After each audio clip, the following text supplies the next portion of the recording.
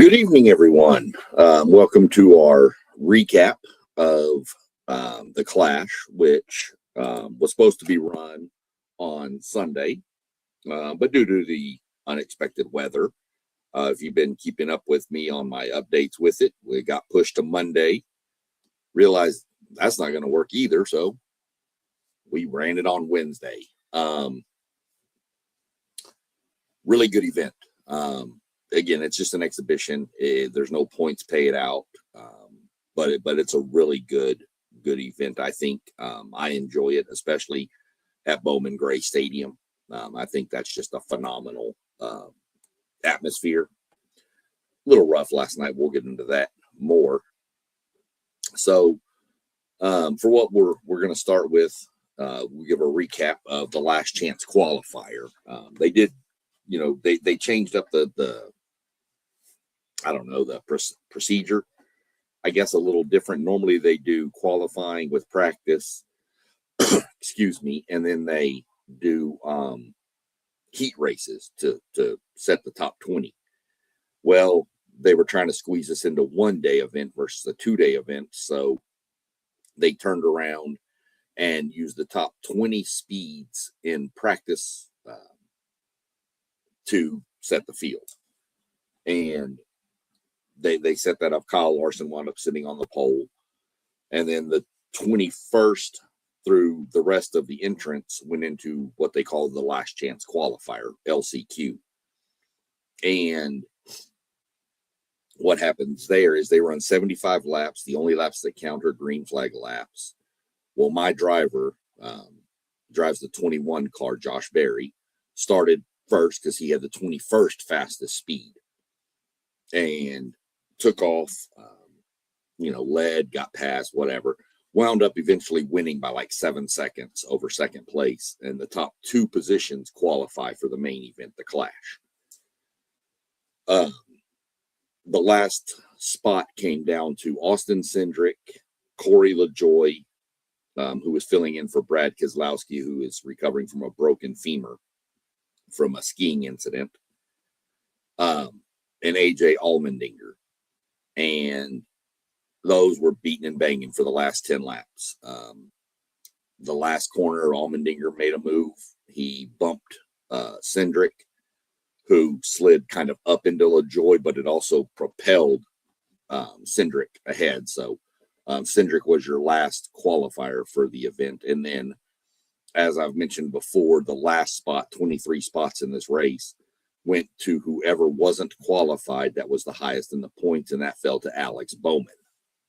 So those were your 23 top 20 in speed, and then the 3 from the last chance qualifier and the highest in points. So that got that set up. Really good last chance qualifier. Was really excited to see the 21 car. That's even though it's my favorite driver, that's just, it's the oldest NASCAR team, the Wood Brothers. And it's kind of one of those sentimental things. Everybody kind of pulls for them, you just kind of want them to do good, even if your driver's somebody else.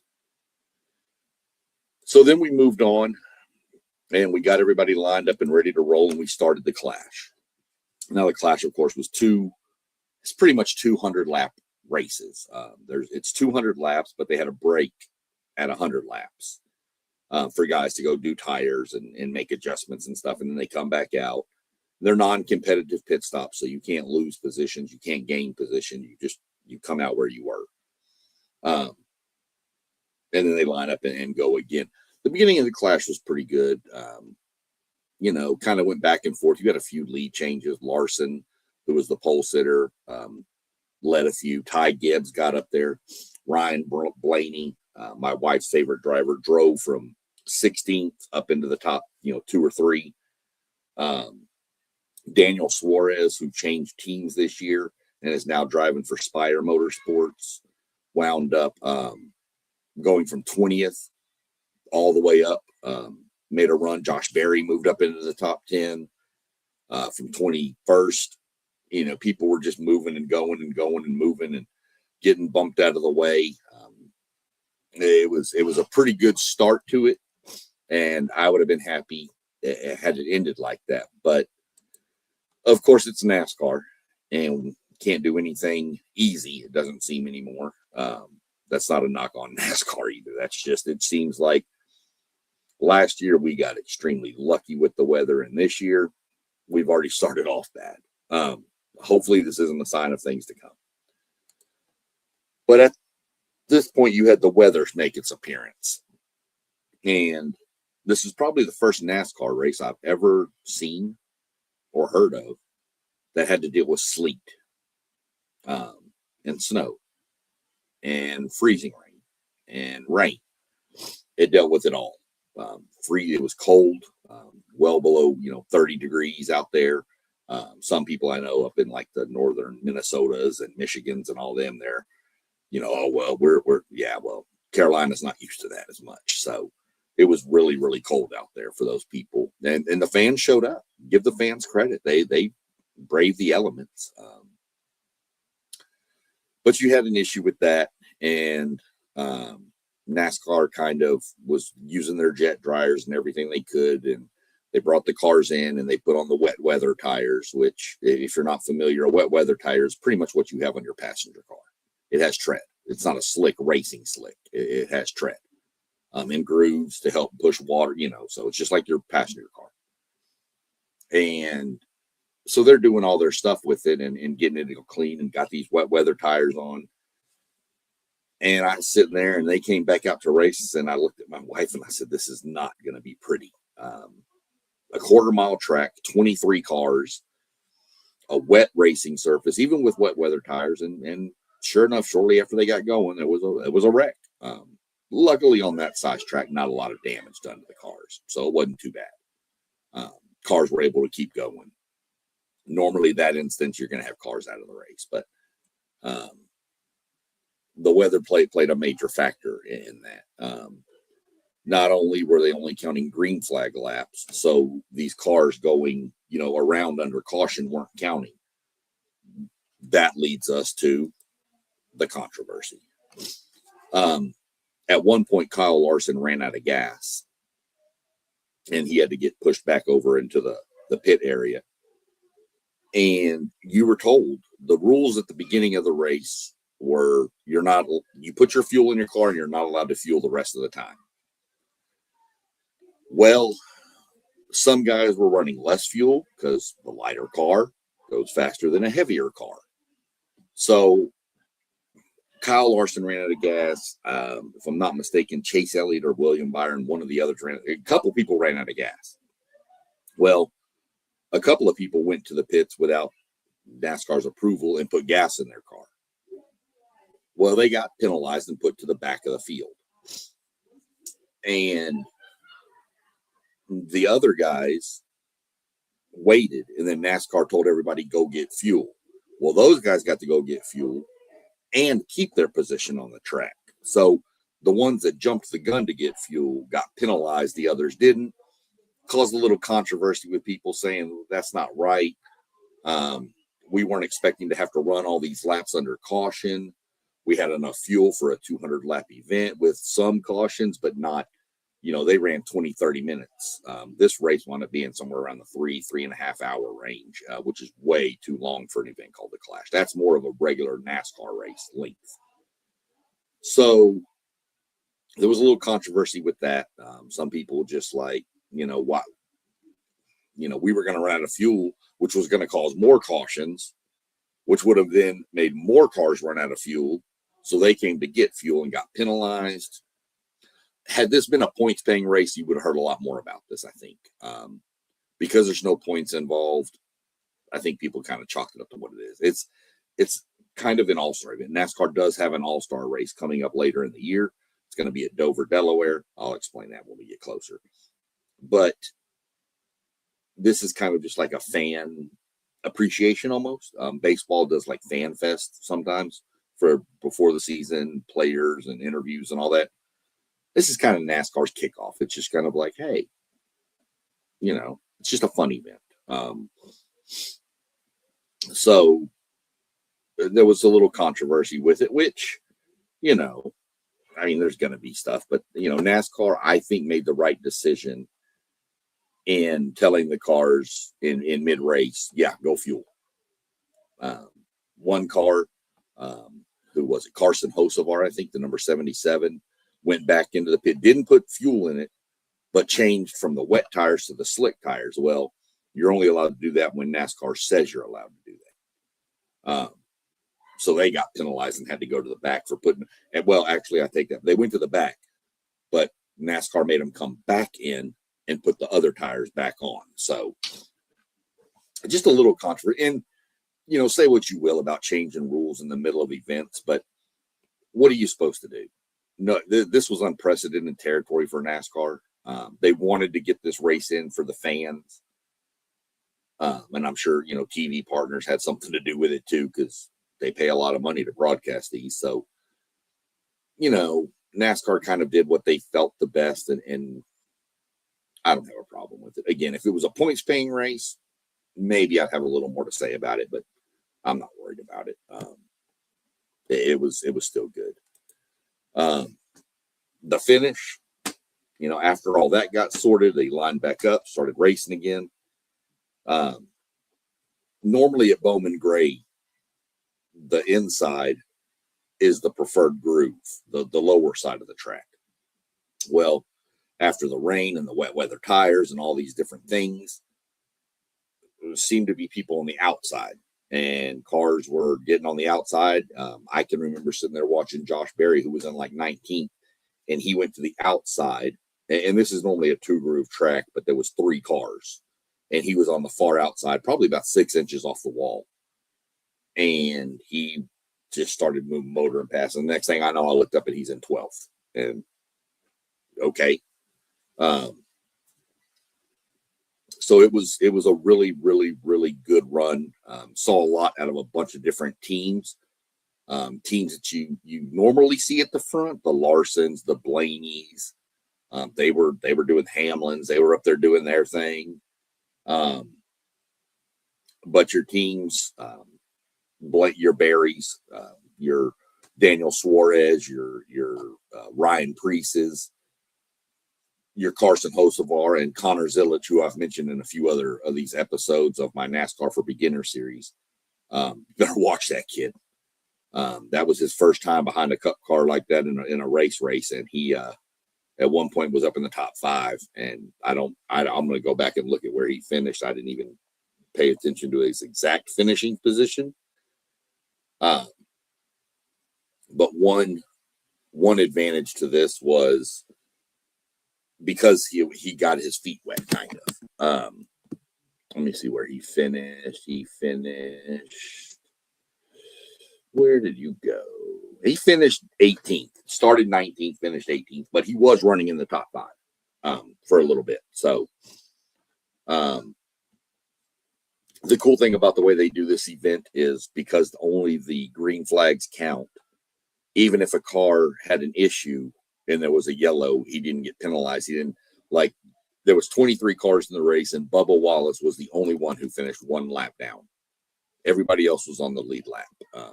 In a typical race like that, on that size track, you might have had 8 or 9 cars on the lead lap, if that. Back when they used to race, NASCAR used to race here all the time, there was times where Richard Petty led every lap, 200 laps, and lapped the field by 5 laps. The second place was 5 laps behind him. So I didn't see that this time, which was good. Thank gracious. But getting into the winner and the results, first time winner. Granted, call it what you want. Exhibition race doesn't really count. Race car drivers want to win. Doesn't matter if it's an exhibition. It doesn't matter if it's from one golf hole to the next golf hole on the cart. They're trying to beat. That's just race car drivers. Really, really excited for the guy who won. Ryan Preece drives the number 60 car for Roush Fenway Keselowski Racing. I've liked Ryan Preece for a long time. He used to drive over at Stewart-Haas Racing, which was my first, one of the teams I really liked when Kevin Harvick was with that team. He was one of the up-and-comers. Really, really liked the kid. super emotional. He was crying after the event. And like I said, call it what you want, an exhibition race. The kid won the race. First win in a cup car. If you go back and watch some of the videos on my page, you'll see I want to say it was the 23 or 24 fall race in Daytona where he was involved in a wreck and did like 18 barrel rolls, bouncing off the ground and rolling and bouncing and rolling. Pretty scary wreck. So really love the kid. Really good for that organization. So your second place finisher was William Byron. Ryan Blaney, who I mentioned, was third. Daniel Suarez came from 20th to 4th. Denny Hamlin's there. Chase Briscoe, Austin Dillon, Chris Buescher, Ross Chastain, Alex Bowman were your top 10. And that's impressive from Alex Bowman, too. He started 23rd and finished 10th. So it's a pretty good run. Moving on down the list, going through 11 through, we'll go 11 through 15 real quick, was Joey Logano was 11th. Josh Berry, 12th, started 21st, finished 12th. Moving up 9 spots, pretty good. Christopher Bell, Ty Gibbs, Carson Hocevar were the top 15. Kyle Larson, who started on the pole, finished 16th. Chase Elliott, 17th. Connor Zilisch, who I mentioned already, 18th. Kyle Busch, 19th. Shane Van Gisbergen, who was actually near the front, too. And I think if this track would have stayed wet, SVG might have had been something to say about this. But Austin Cindric finished 22nd. Tyler Reddick, and then Bubba Wallace, of course, I mentioned, finished 23rd, 1 lap down. Good race. It was fun. It was exciting. Looking forward to it. This has kind of got it going.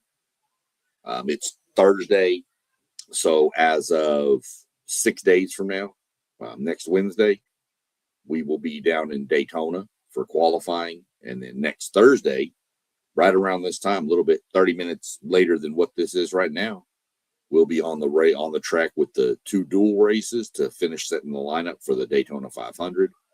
Then Friday, Saturday, Sunday. Friday's the Truck Series, Saturday's the O'Reilly Series, and then Sunday's the Cup Series. If you have the Fan Rewards app, I'll apologize for not posting anything, but I didn't find out till later that they were actually giving away the 50 points for the check-in last night at the race. So I do apologize. I didn't post it. Didn't know they didn't do it last year. Coming up next week, last year they let you check in and get points for the dual races. And they let you check in, of course, for the Friday, Saturday, Sunday race. So you have a potential to earn 200, 250 points on your Fan Rewards app next week alone. So plus more than that, actually. If you set up your profile, you'll get the points. You could make, with a fantasy team lineup, which I'm going to talk about coming Monday. I'm going to have another show with your fan rewards and then a fantasy team. And you can wind up getting 350, 400 points. And if you just then set up your app and do all the stuff that I've walked through in the NASCAR for Beginners where we talk about it, you'll be able to earn somewhere upwards 500, 600 points, 700 points. So, you know, if you want free stuff, that's the way to go. Really not much else to talk about. It was a short race. There wasn't a whole lot. We can get in. I mean, I could get more in depth, but it was just a clash. I just really wanted to touch base about it, get some talks going, and we will, like I said, we'll be going live Monday with the Daytona preview. We'll be going through fantasy. We'll be going through how qualifying and everything works. We'll be going through, just Daytona. We're going to talk a little bit about the Truck Series on Monday with Dodge coming back for their first race, and I'm really excited to see what one of their trucks especially does. Tony Stewart is coming back to race a Dodge Ram in that, so we'll talk a little bit about that. I just kind of get everybody geared up. Once we start Daytona, it's 38 weeks of racing, and there's 36 races.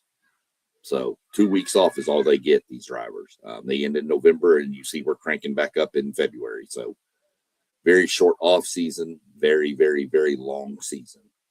But if you're a race fan, you enjoy that. So I appreciate everybody tuning in. If y'all notice down at the bottom, we've got all of our channels from the WTP Sports Dudes scrolling down there.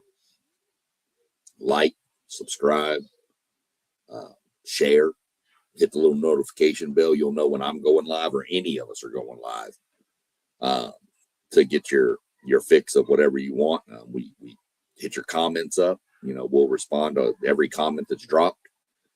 Let us know. Something y'all want to talk about, let us know. We'll talk about it.